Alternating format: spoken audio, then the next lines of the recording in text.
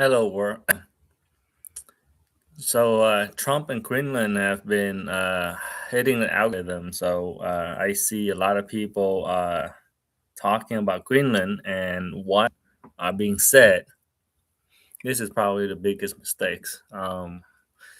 How I suggest we view this and interface with this is what is the algorithm pushing? For example, if the system do not want us to hear about it, we probably won't hear about it. Like the genocide in Gaza, a lot of the ICE problem in the U.S., a lot of it is not really in the media. The whistleblower are not in the media. My personal case is not in the media, but basically, I defended the US for 11 years. And then some white guy decided I was a Chinese spy, and that was that. They have a secret meeting behind some closed door. They spread rumors that I was selling secret to China, and they imprisoned me for 4 months at Patrick Air Force Base. No one hears about this because the system don't want you to hear about that. And then the people who did this to me, their record is like one death a year. Imagine your work have like one suicide a year. Wouldn't you question like why? How is this happening? Well, back to the Greenland issue. The reason why we hear so much about Greenland is because somebody with a lot of power is wanting us to get acclimated to this idea that U.S. is going to invade England for whatever purpose we may not know. As far as Trump goes, I think people need to stop listening to the guy. It doesn't make any sense why you listen to someone that say anything and everything that is unrelated to any truth. Uh, they don't make sense, but people just cannot adjust to the new reality. And then you can see this in the White House press briefing. That pretty blondie with the fire. I mean, she looks good. I don't want to look at her, but I would never tune in to listen to what she has to say because she never have anything to say. Think about that. And then if we combine the actions of everything from the moment the Mayflower landed in the U.S. to now, we've been taking more and more stuff. We became a nicer and kinder conqueror. After Vietnam War, I guess we go into image rebuilding. It's kind of like Bill Gates after the 1990. He became a good guy somehow. And then now all of your billionaire like Elon Musk, Mark Zuckerberg, somehow the new billionaire class are nice people. They wear like a plain T-shirt. They drive like budget car. You don't really see the billionaire status. Like, why is that? Oh, it's a control narrative. Someone want you to believe what you are seeing. The same thing with the stuff on YouTube and the news. Someone is pushing all of this stuff.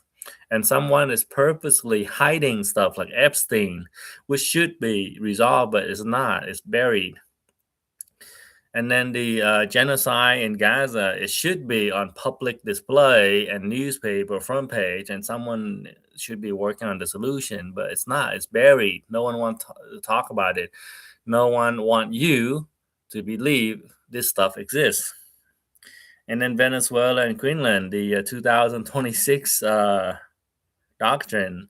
I usually joke about Trump being the most honest president in the U.S.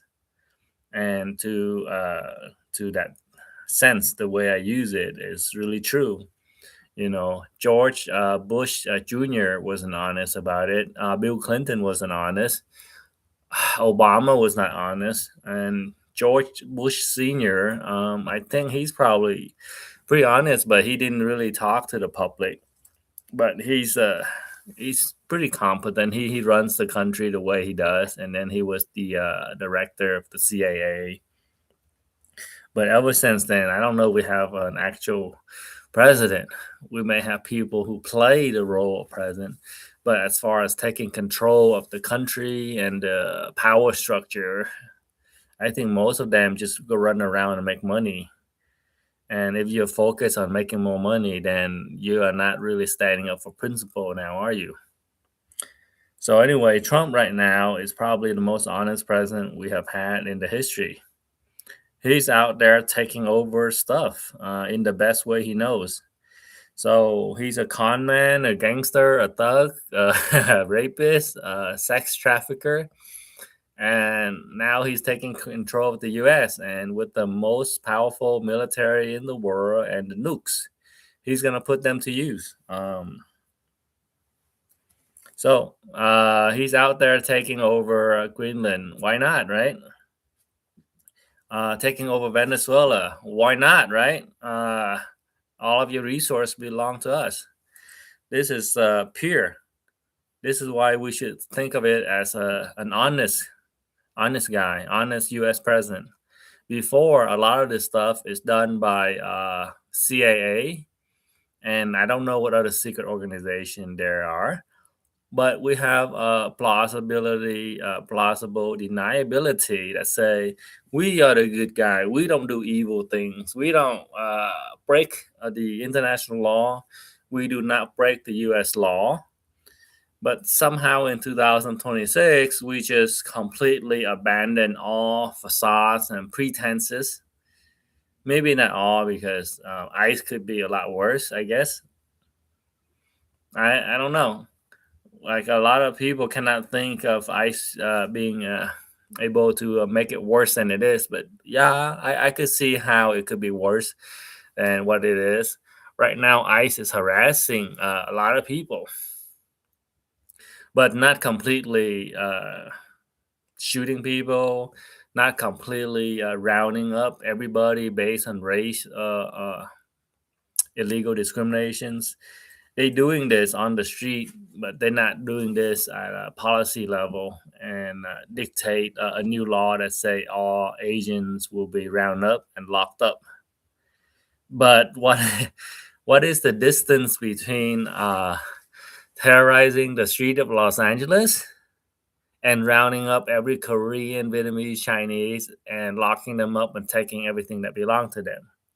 What is the distance between ignoring all international law and treaties and taking over Venezuela, and then on the same day decide to take over Greenland next? And people make the mistake of listening to Trump, but he never say anything that you should listen to, other than he's taking over Greenland. You know, as far as he's taking it or the CIA decided to take it, you don't know. But I cannot imagine Donald Trump having very complex thoughts or strategy. So, you know, he's in there with his meeting with his national security advisor and foreign relation advisor and your military joint chief of staff. And they're telling him how Greenland is a strategic asset. And someone float the idea that we got to have Greenland or otherwise we would lose. And he's like, okay, let's take Greenland. Because for someone who thinks like Donald Trump, that is what he would decide. Like, hey, if it's important, take it. Well, what about the opinions of everybody else? If you ever listen to Benjamin Netanyahu, he's like, we do what we do, and the American will just deal with it. So Donald Trump is essentially the same. He's like, hey, we will do what we do, and the American people will put up with it. I could get a war with murder. Why not this? But you know, they talk about reducing casualties in Venezuela, so there is a level of regard for public opinion. He's not completely saying I'm gonna kill anybody anytime. He's just doing what he wants and also maintaining a little image. But you cannot say he is doing it because he has an entire team, an entire government that try to cover for him. And most of you who have never done this, where you cover for someone like Trump, you don't understand. I did this before between 2012 to 2013. The Air Force sent me a commander who is very much a copy of Donald Trump. Short, white guy, so not tall like Donald Trump, but short. He has this problem where he thinks he's superior to everybody else, and he wants to demonstrate it, and he wants people to accept that his version of reality is the only one. And if you don't accept his reality, he would try to undermine you and harm you, basically bully and harass and sabotage you, so that way everyone else look down on you. So creating chaos to gain attention, almost like a 5-year old, perhaps. But Donald Trump's not 5-year old, and the boss I work for is not 5-year old. They have an advanced set of vocabulary, so they do read, but they use the knowledge in the opposite way that the knowledge were designed to help you act.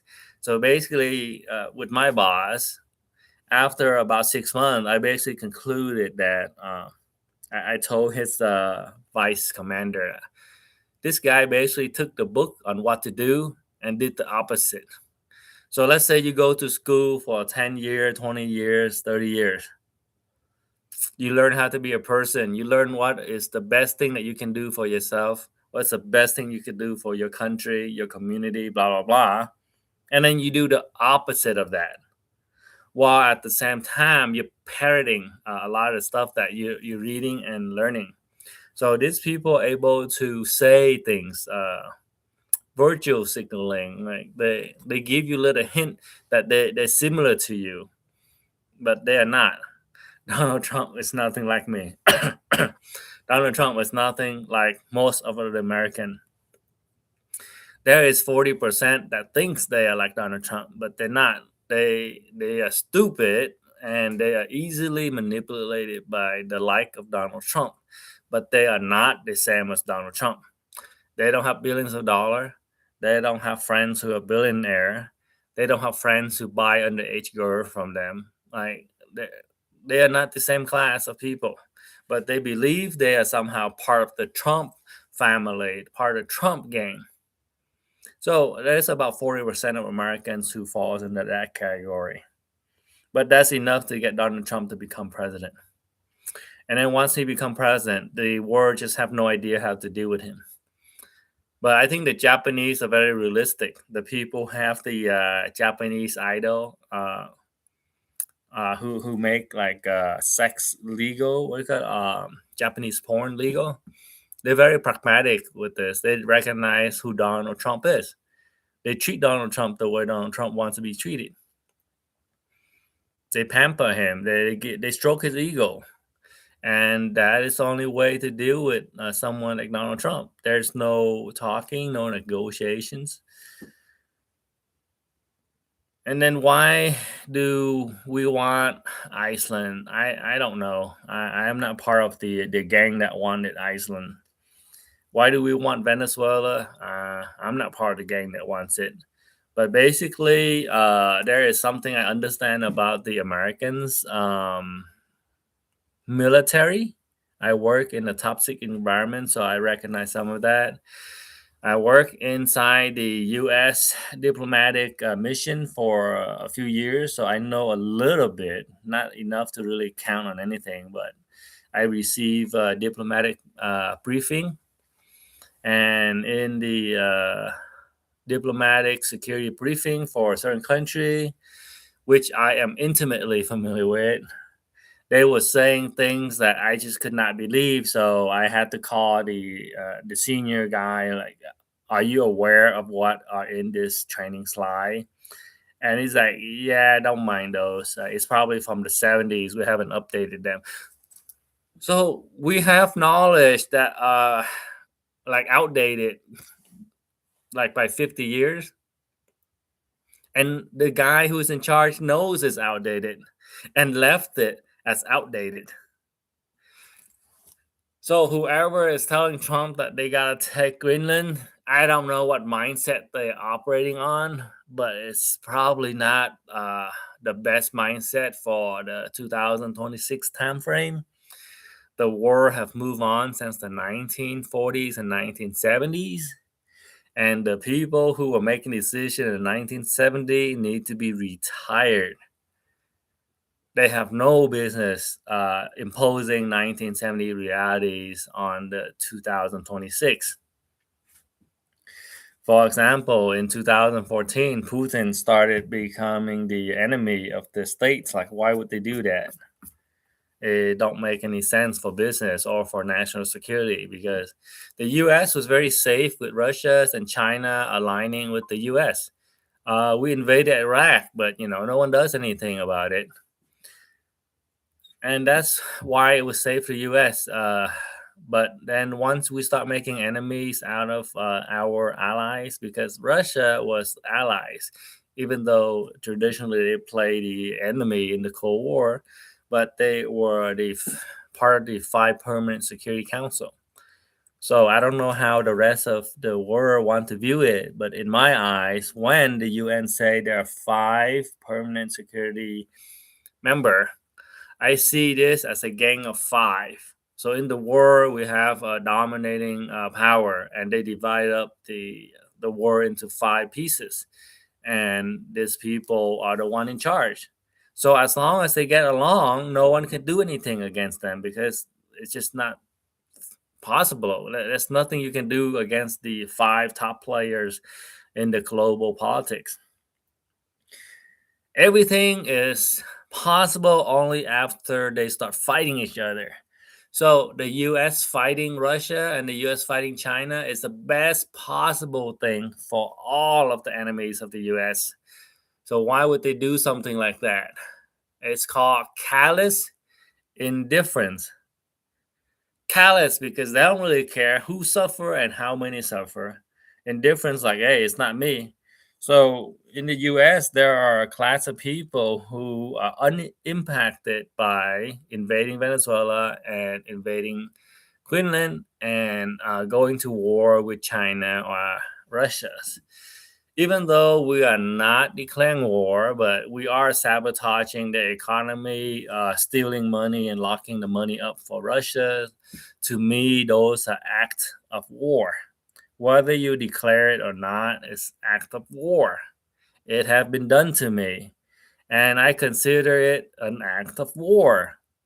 But some people disagree. They say, "Oh, war is you cannot have war. You're an individual. War is between a state."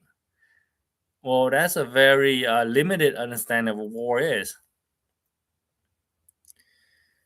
Maybe uh, I'm using English in my own way, but I think as an adult, people need to start understanding the word in their own context versus having everyone else tell them what each word mean, what reality is.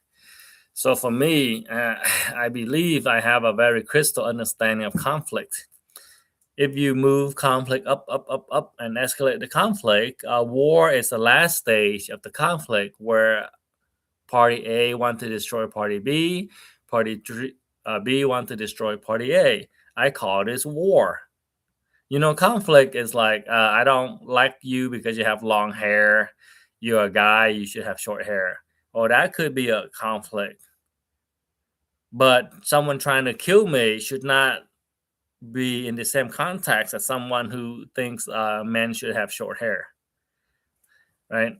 So when I worked for the U.S. for 11 years and they tried to kill me three times or four times, it wasn't about pointing a gun at me. All they did was set up evidence that say I am a Chinese spy, and that activate a whole shitload of consequences for me. Now, if anyone understand the Espionage Act, this is pretty much treason. They're causing a mutiny in the rank. They're causing damage to national capacity because I work in nuclear treaty monitoring, somewhat important. And all of these people who have done this act of treason, they get to keep their job. They get to retire and then have the certificate that say they have served the U.S.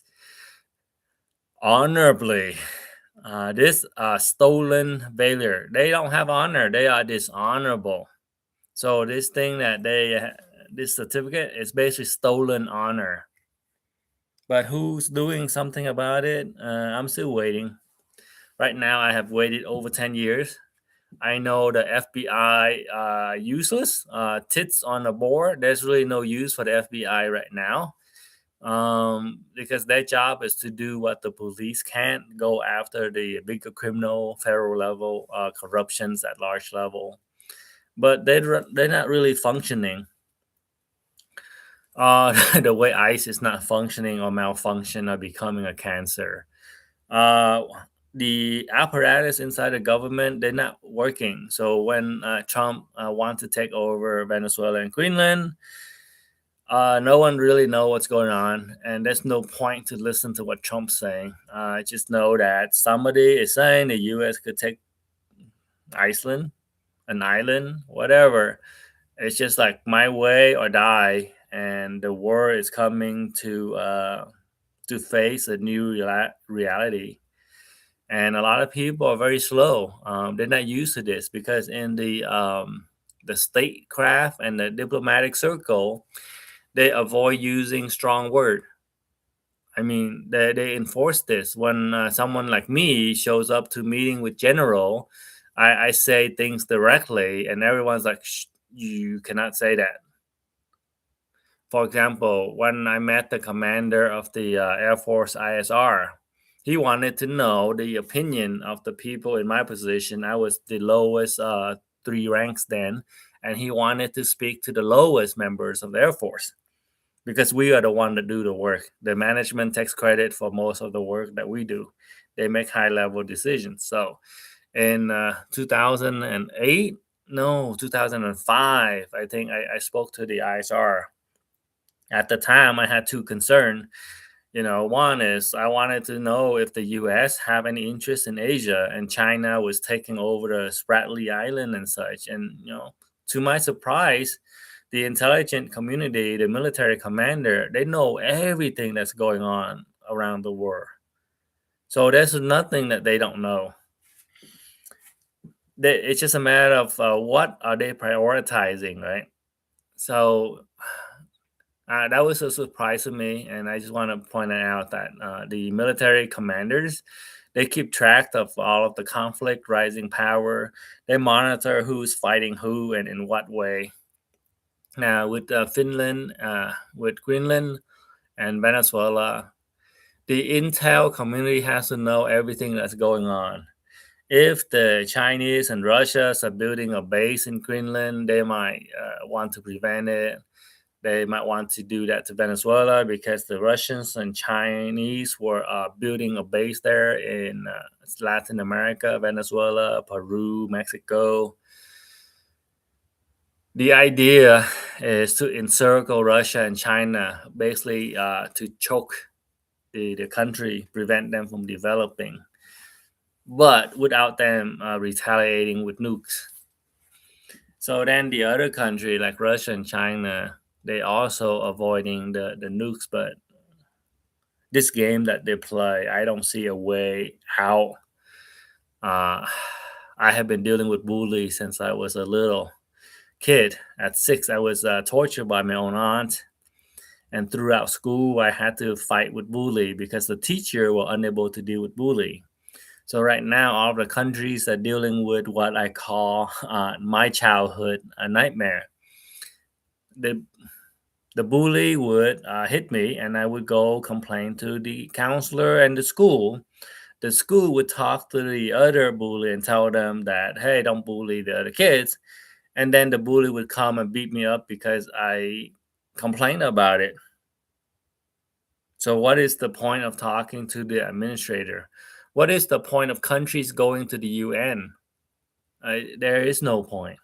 So, then if they have to face reality, they will either say yes to the bully or they have to say no to the bully.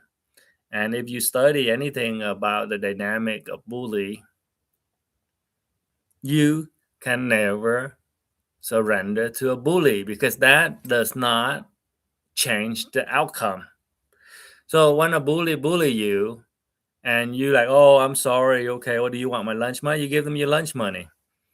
Then that's not enough. So now that they got your lunch money, they want the next thing. Well, I want you to give me your lunch money on your knee. I want you to crawl like a dog. I want you to bark like a dog. Oh, you have a sister? I want you to take your sister to meet me at the hotel. There's no pleasing a bully. It doesn't end. Every step you take back, they take two steps. Everyone knows how to deal with a bully. I don't even want to say it because it's so apparently obvious. So with the Greenland, whoever is behind Donald Trump, I think the news should probably put them all on the table and have them openly discuss this, right? For most of us who are looking at the ridiculousness, please understand that anything that Trump say doesn't really have any meaning. Stop trying to make sense of it. It's not going to make sense. I know personally, I work for someone like that in the US military. After 20 years, you would figure that in the 20 years that they work for the US military, that someone would have known that this person does not belong in the military and therefore they should not be in the military. But they were able to be there for 20 years. I would not be able to do what they do and stay there for 20 years. They would kick my ass out because I'm not white enough to be like that. Donald Trump being part of the apparatus is already amazing. And then to become the president of US is extraordinary. Like this is a special genius. But a genius doesn't mean that they should be anyway. Don't listen to the stuff that he's saying. Listen to the reality on the ground of what's going on. There's a war between the US and the friends and allies and foe. So anything that involved threatening Russia, cutting off Russia, surrounding Russia, that is probably what's going on. The US is escalating the war against China and Russia. The US cannot and will not accept competition for the use of violence. The U.S. want the monopoly on violence, and right now China and Russia is saying no, and the U.S. is unable to accept the reality that someone can say no to the U.S. This is the stuff that I learned dealing with white people in 11 years in the U.S. Air Force with top secret clearance, TSSCI. And I just want to emphasize there are good people, there are some white people that are nice people. Then there are many white people who are simply evil, not because they're white, but because they were brought up by evil mom and dad. Evilness, this white supremacy ideology, it came from somebody, it came from the parents, the previous generations. It did not get fixed. Ideally, it would have been fixed in public educations, but somehow education did not fix it. I had to deal with it. And in 2013, I tell the American government to deal with this, but they don't want to. The FBI don't want to. So guess what? Now, this problem of white supremacy is going to impact the children of everybody. Imagine the children of diplomats all around the world going to school and having to answer for all of the atrocity that the US is committing. God forbid someone take actions, but as we know, violence beget violence. So as we export violence around the world, some of those violence are going to reflect it back at us, at our children. And our children just don't have the knowledge and cognition to really anticipate this. But the more violence we install around the world, the more the violence exists. And the more violence that exists, the chance of us getting in contact with violence goes up exponentially. It's statistics.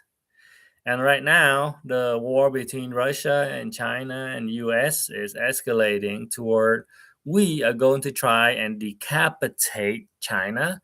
We are going to try to decapitate Russia.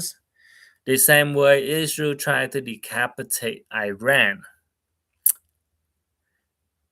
The problem is decapitating Iran is different from trying to decapitate China or Russia.